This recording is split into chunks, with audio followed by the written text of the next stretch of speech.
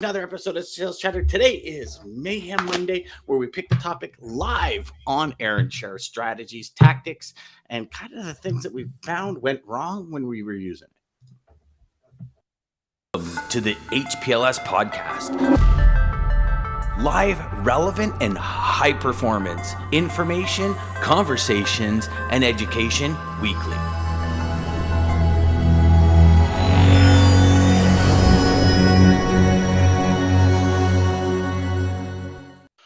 Whoa, what did that come up on your side, DJ? Because I have a tie.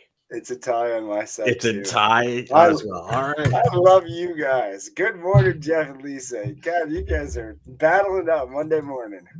First thing, eh? Awesome. Good morning, Antoine, as well. What's up, man?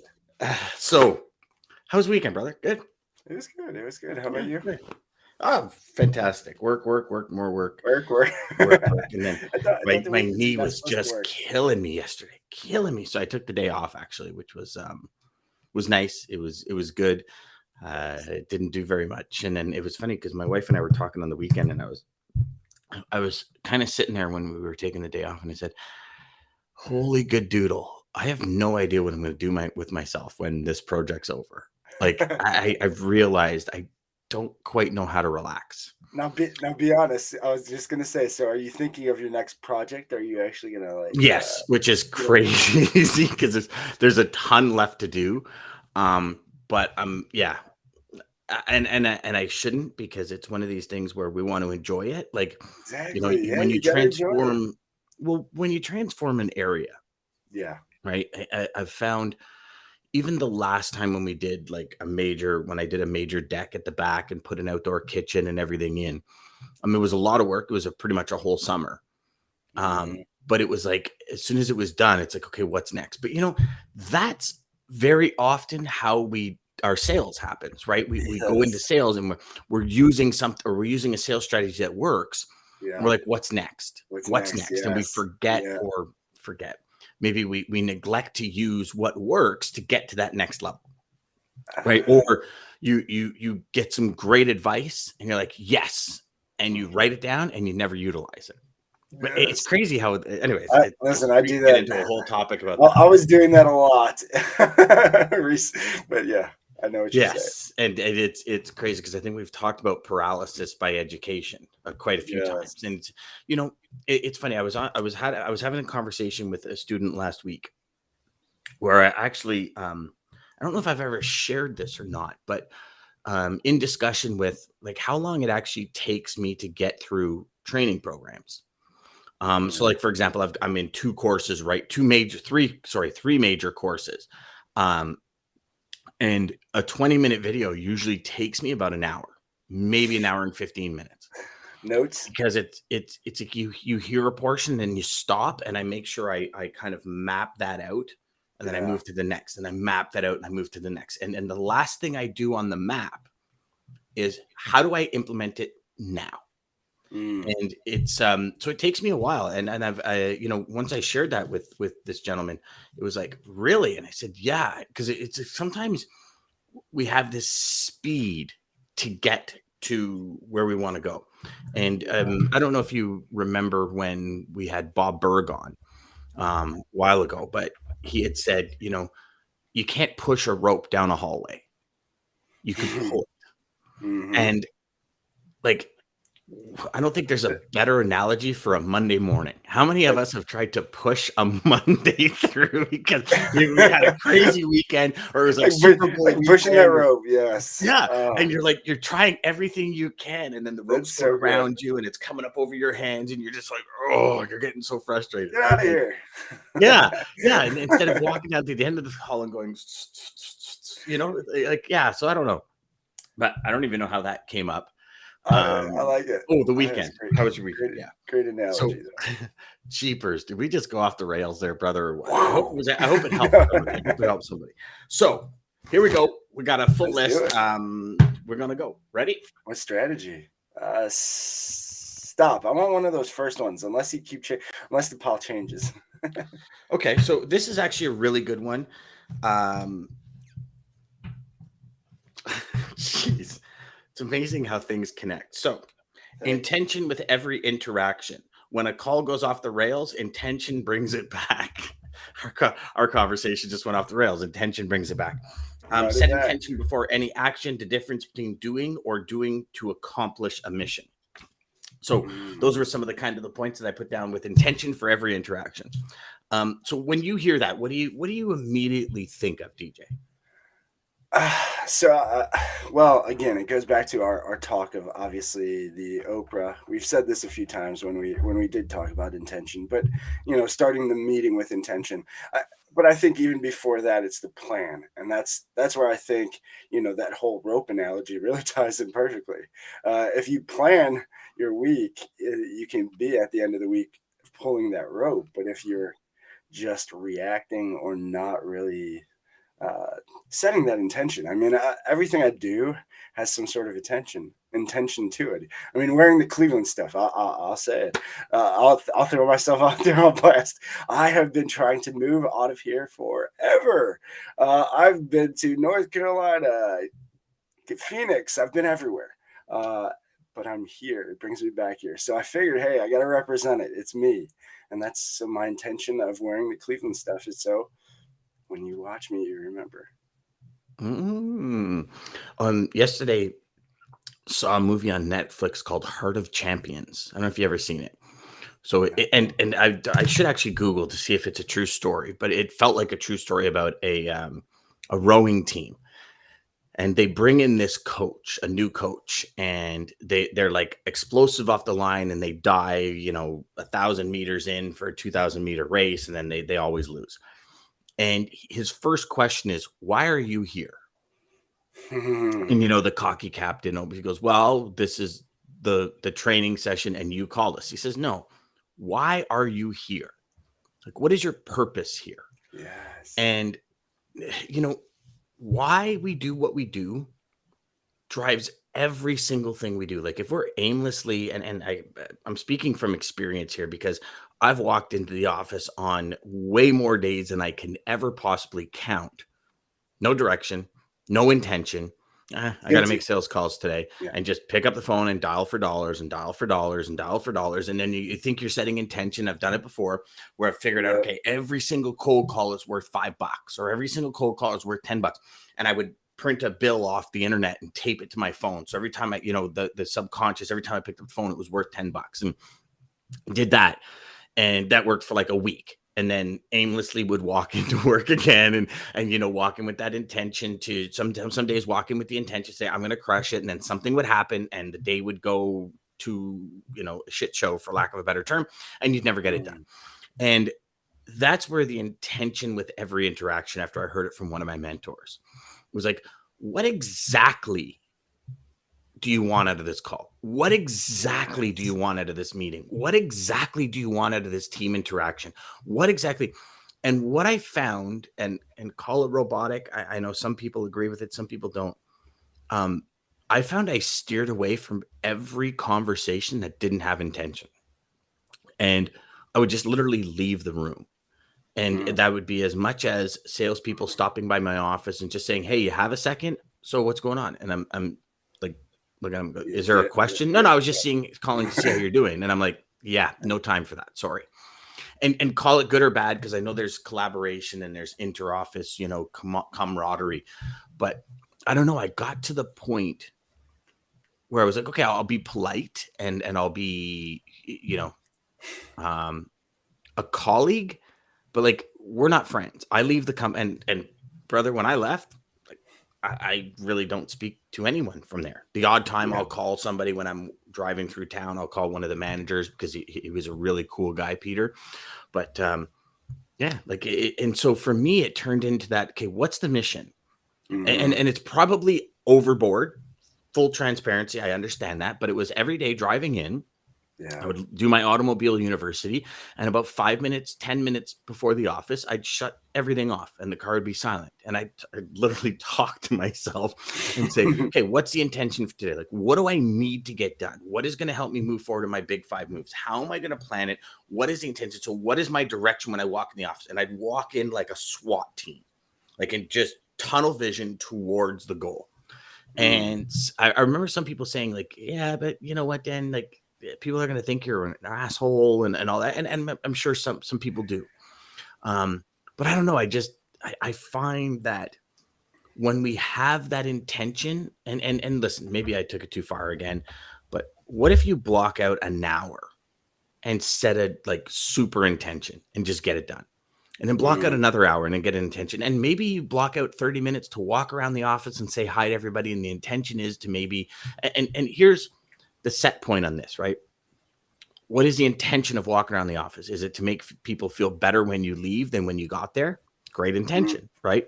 Is it maybe to help them become great conversationalists and ask them really great questions to help them? Maybe it's to practice how to ask questions for your sales calls. Like there could be all these intentions when it comes to chatting with colleagues. You know what I'm saying? Does that make sense?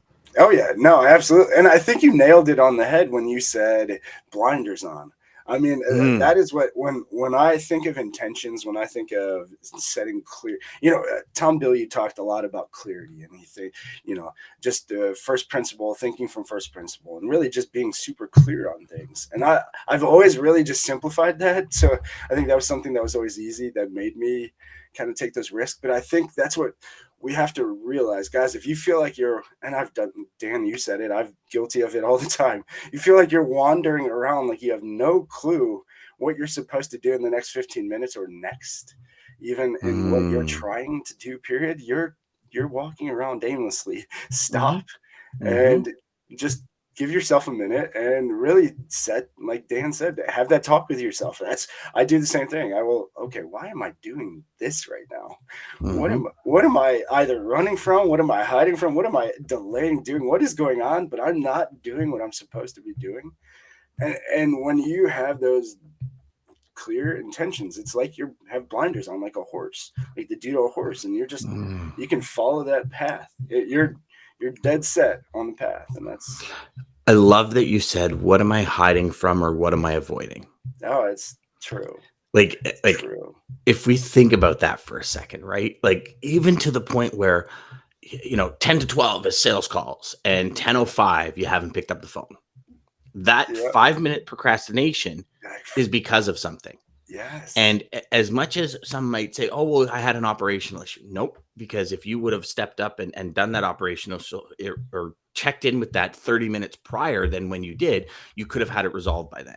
If you have a team, like there's ways to ensure you're set and ready. If you set the intention from 10 o'clock on, I'm making calls. 10 till 12, I'm making calls. So with that intention, how do you start with the end in mind and work backwards? Yes. Okay. So on days when I'm 10 to 12, call it Monday, Wednesday, Friday, 10 to 12, I'm going to go into the office 30 minutes early. I'm going to get my check calls done 30 minutes. And that only comes with intention, knowing this is what I'm doing when, and this is why I'm doing it, which brings us back to the beginning with the Heart of Champions. The first thing this coach said, why are you here? And I'm sure I've shared the story about Mike when I had the conversation of, your why and everything. And he came in on the Monday morning and quit and went to become a cop because his why was to be a cop. Went to be a cop. Yeah. Yeah, it was crazy. And it was like, I thought awesome, he gave this super motivational speech and he quit. And I was like, I appreciate that. I mean, he set clear. I mean, you cleared his, and that's sometimes what we have to do to ourselves. That's what that talk is. I mean, it's okay. Why is this path not clear for me? What is wrong with this path? Yeah. And it's just, okay, let's get this shit out of the way and let's figure out why, and that's what you did for him. I mean, clearly. Yeah. So. And the thing was, I had meant it to come back in on Monday morning. Oh, yeah. Like a firestorm for this office. And he came in for a firestorm for what he really wanted to do. So in the end, it was still a great talk. Not quite on the level I wanted for the company, but it was still a great talk. And that was where intention kicked off. And it's funny because I watched him because he was one of those individuals who kept me up to date. And, awesome. Watched, I guess, is an operative word, but I watched him go through school with some of the highest marks. I watched him, like he would send me emails and texts saying, hey, listen, just want to let you know, like I'm on day 50 of my workout schedule. I'm getting strong. And I was like, wow, thanks, man. I appreciate it. Keep me in the loop. And he flew through one of the youngest people I've ever heard of to get put on force, right? Like that was intention at its fullest. And yeah, it's interesting because we've all operated with intention at some point. It's like, you know, you wake up in the morning, you say, this is what I want to accomplish, whether it be, you know, personally on the weekend. Okay, we got to do all the yard work, got to do this. And it's like, you know, head down, SWAT team it, get it done. And you're like, oh, that was awesome. I got it done. And then there's kind of that non-intention on a sales call. yeah, Right. We've all had intention on a sales call, and then we've all just picked up the phone to make a sales call. And what's the intention? And you know, breaking it down even more is, okay, what's the first intention? The first intention is to get a hold of the right person. So sometimes that means going through a gatekeeper. So the first intention is to wazzle dazzle and get through the gatekeeper. Second intention is to capture the prospect's attention. Then the third intention is to get XYZ information. And the fourth intent, you know, and there's all these steps that I truly believe if we operate within, like, okay, I want to qualify. So the first thing I'm going to do after I get their attention is I'm going to qualify them. mm-hmm. And until I qualify them, I can't move on to the next thing I want to accomplish. Exactly. And it's like anything, like if you've ever done construction is a really big teacher of intention. Because you sit there and you're like, okay, I want to fix that. Okay, what's the first step? Sometimes the first step is destroying it in order to fix it. Because the best way to do it is destroy it. Right. And that means, you know, ripping trim off or, you know, like all of these things. It's like, okay. And then what's the next step? The next intention is to level everything out. The next intention is to shim, you know what I mean? And there's all these intentions, which are actually just steps in the process. Such a great, and such a great analogy, because construction, just like putting furniture together. I know you guys are, everyone's got to be guilty of this, but you thought, oh, I could put this together without looking at the instructions. You put it together, and then you're like, shit, I had to do this before this. Oh, no. And then you got to take the whole thing apart. It's because, I mean, that's intention in its clearest form. I mean, that's if you're not following your steps with intention, you're going to get lost. Because here's the thing. Everyone watching and listening has succeeded in some way, shape, or form. And I don't care if you're just starting in this industry and you haven't moved the load or haven't landed a customer. You've succeeded in some way, shape, or form.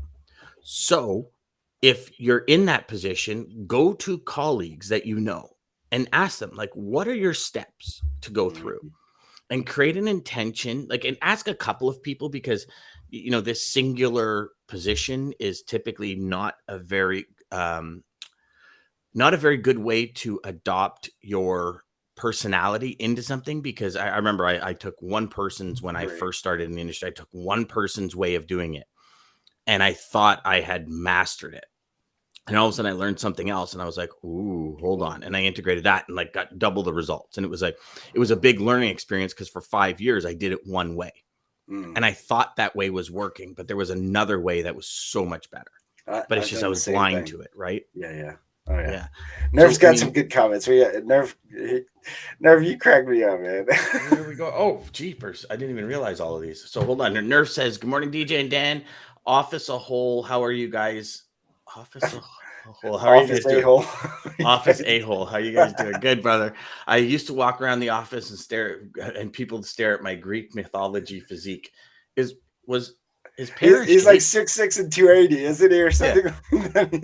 Yeah. It's like Ronnie Coleman over there in his prime. What are the intentions? Are they yours or someone else's? Do others hustle you, or are you driven by goals and objectives and objects? What are your goals and objectives? What do you want? Write down, honestly think about them, act on them. Then act on them. Honestly think about them, then act on them. Yeah, 100%. And here's that was deep too, Jeff. I like that. Yes. Yeah. And here's the big kicker, Jeff. The biggest question I have out of all of that is, for all of you watching and listening, what do you do every day to remind yourself of that and keep that in the forefront? Like, because that's paramount, right? It's great. And I'm sure a lot of you after today, Jeff's comment nails synchronizes everything down into a single paragraph. Absolutely. But what are you going to do tomorrow to remember that? What are you going to do the next day to remember? What are you going to do the next day to remember that? And, you know, part of that is a lot of these. And I still have to go out and get Scotch tape Actually, I think my wife got some on the weekend. But what I do is I have certain sayings that keeps my intention at the forefront. One of them being this. It's like your blinders. Choice by choice, I get closer to or further from my goals. Yeah. And, some people say, well, Dan, you still do that every day. Every day. That's what this is. I have to. This is my intention for the day. I spend 35, 40 minutes a day going through my calendar, looking at each appointment, writing my appointment down, and then saying, okay, what's my intention? Brackets. What do I want to accomplish? Like, intention is everything. When you drive intention on every single interaction, here, do me a favor. 1 week, every one of you do the work to say, I have this meeting. What is my intention? I have this meeting. What is my intention? And keep that intention, even if it's on a piece of paper right in front of you while you're doing what it is you're doing. If you have a presentation, what is the intention of the presentation? Keep those references in the presentation, like put them in there somewhere. Here's the reason why I'm showing you this, and set the intention with your prospects, set the intentions with your customers. Here's the reason I'm sharing this information with you on this. Here, exactly. I guarantee you without a shadow of a doubt, just as sure as it's going to get dark tonight, you will be so much further ahead, and the week will feel like you absolutely crushed it. 1 week. And to make it such a habit, I mean, do it with everything. Do it with your significant other. Do it with your kids. This is why I'm telling you this, and set the intention. Start. And literally, I think if you can set the intention in the beginning with everybody, it'll become such a habit. That's actually a great idea. That's actually a great. I tend to do that more on the business side than anything, but that's actually a really good idea, DJ. It helps. Yeah, that's crazy. It helps. and that's the key, right? That's the big key. Is if everyone is on, and not only that, if you set the intention, like, hello, Mr. Prospect. I know I outbound called you, but my intention is to figure out if we connect, and then let's talk about working together. Does that sound fair? Yes. Now you're on the same page. Yes. In the conversation, and talk about the same page in the conversation. We are now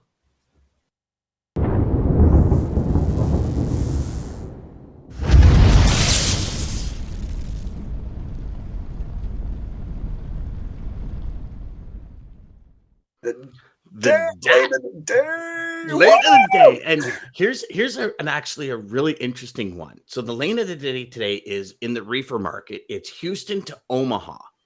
Okay, so Houston to Omaha, when it comes to month over month or year over year, month over month, we're up about 10 cents. Line haul rates trending back and dropping around 30 cents a mile since March. 13 cents a mile higher than May on average. So that's your lane of the day with your exact Houston to Omaha. And it's funny because, I mean, it's kind of a lane where you're like, Omaha. But, like it was I always found that there was very few trucks in Nebraska as a whole.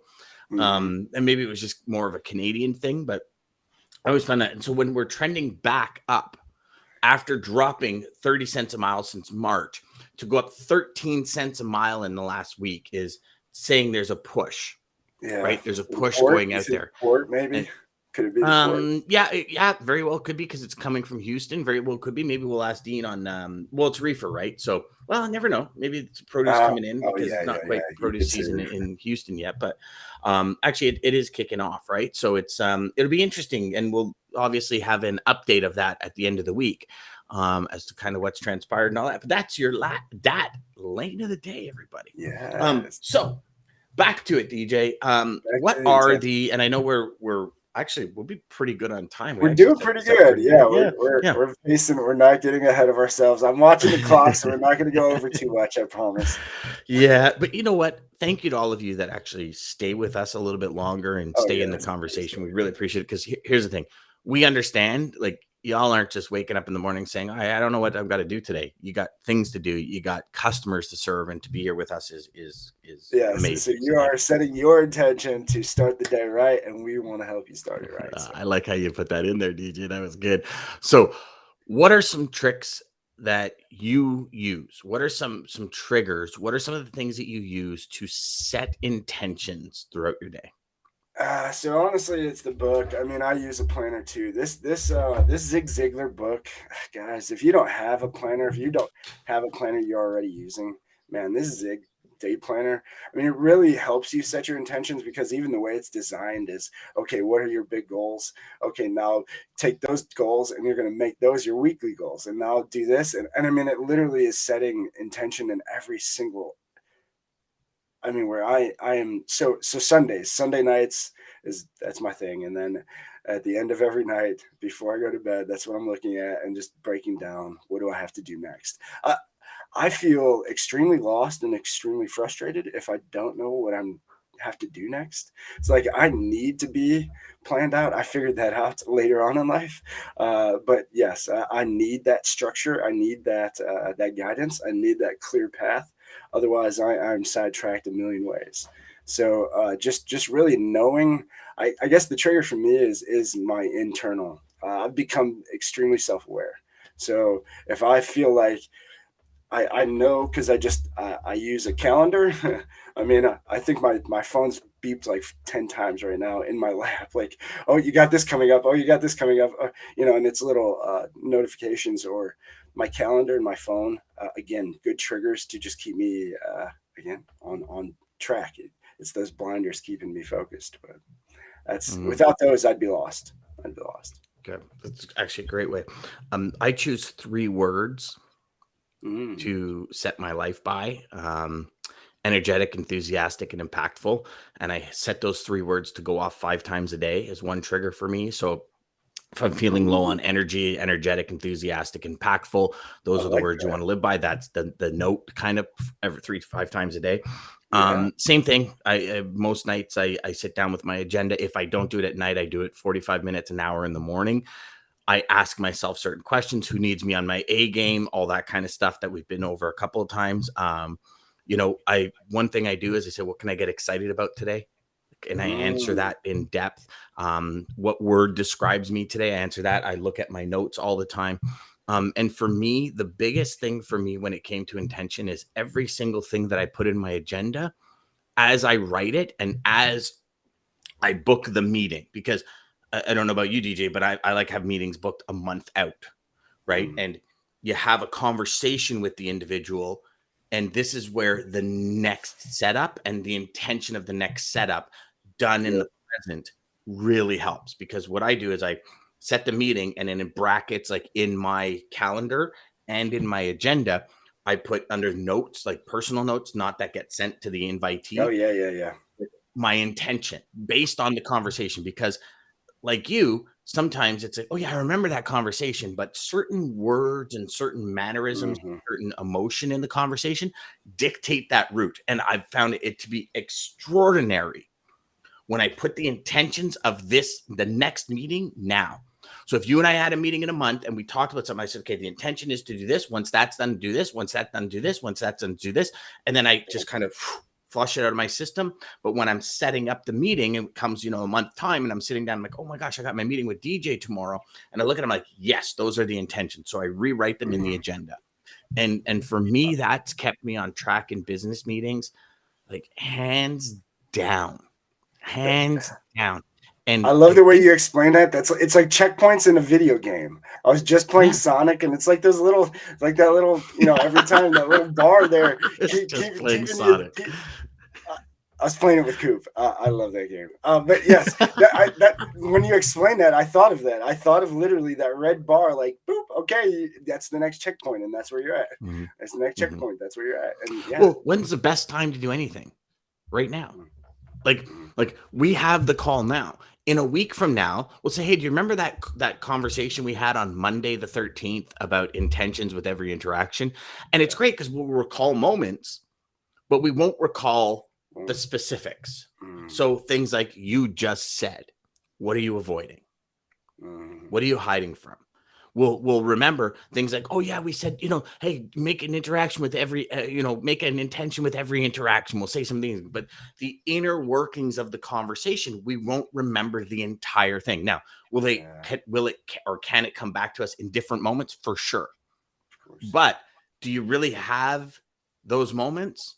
You got to be prepared walking in, because what's the biggest thing we've learned? And tomorrow we've got Tony Darnell, who's coming in, another customer, and I'm pretty sure I know exactly what he's going to say when it comes to how much time he actually has. Yes. So when somebody reserves the time, like all y'all do in this morning session, we got to get to it. And as much as it's great to have fun, like, you're here for a reason. What's the intention of you being here? Our intention is to deliver the best people in the industry, the best education in the industry, and help you achieve your goals. That's the intention with every call. DJ and I sit down and go, okay, this person on the show, no, not going to match. Yep. Let's get rid of them. And we have a very stringent qualification process. Certain things we won't bring to the show because we have an intention of what we want to deliver. And that should be the process for everything you do. Yes. Everything. I know it will drive huge results for you and for your teams and for your company. Well, and I'll tell you just how easy it'll make your life. I mean, when I set those intentions and I am so clear and reverse engineer my goal, what I'm going to, my path, what I'm trying to do next, that I know what I'm supposed to do in the next 15 minutes, the next half an hour. You don't have this anxiety, like, what's next? What am I supposed to do next? How do I get there? You just know. And if you can just set your intention so clear that you just know what's next, oh my goodness. Well, especially if you're doing cold calls, and especially if you're new to the industry. Like, if you're new to the industry, like some of you veterans out there might say, yeah, you know what? Like, I immediately, this is my go-to. And it's a habit intention. So this is what I do first. This is what I do second. I would also suggest, if you just reviewed those intentions before you did it, you'd probably be more powerful at it. But even bigger is those of you that are new. Yeah. What is your first intention with every email, with every phone call? What is the second intention? What is the third intention? And then if you're doing an email, like blasting out emails and emailing or DMing people, ask yourself, does this DM hit my first intention? Does it hit my second intention? Does it hit my third? And list them out. Like, every prospect, you can have the same intentions, and then they'll differ once there's a connection, because based on how they qualify and so on and so forth. But for prospecting, it's like, what's the first intention? Qualify. How do you do that? That's all you focus on. And then the second intention, figure out why they buy. And then the third intention, fulfill the why. 3 times, all the way around, every time. That's it. Lock it in and just get better at it. Love it. All right, guys. Well, we are just over, so I am going to cut it there. Thank you so much, though, everybody, for joining us. Again, Monday through Friday, 9 a.m. till 9:30 Eastern Standard Time. Sales Chatter Live. Start your day right with us here. And if you are watching this on our replay later on YouTube, like and subscribe down below to just get notified when we're live next. But again, if you want to start your day right, start it here with us.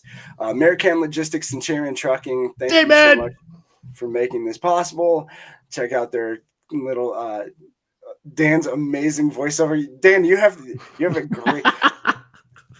Maggie was like, I didn't know that was Dan at first. I thought that was like one of those people from the radio or something. I'm like, yeah, that's Dan. It's funny, DJ. When I'm doing video, like when I'm doing the voiceovers, I like, as soon as this plugs in and the red light goes on, it's like I go, hello and welcome to it. It's like, and then when I'm doing the audio in Audition afterwards, it's like, I've done some reverb on it and stuff like that, and kind of sound like the guys announcing the NHL games and stuff. Yes, I just think it's a great job. Guys, catch it when he shows the video, especially his line, "Design your life today." You wanted to start designing your life today, start setting intentions. That's what I can killer. That might, I don't know, DJ. That might be the quote. Well, I'm gonna finish with one that I know you like. So, Amelia Clark, and this is: my father always said, "Never trust anyone whose TV is bigger than their bookshelf." So I make sure I read, y'all, and set intentions. That's good, but I think your comment, your quote just trumped that, brother. Way to go. Well, thank you. Thank you. Centurion Trucking, our motto is people before profit. Today's market requires more transparency, consistency, and focus on what our clients need to win. Centurion Trucking and American Logistics are poised to help their clients achieve and surpass their targets. If you're looking for a team that honors your needs, dreams, and aspirations, then get a hold of Daman at American Logistics or Centurion Trucking and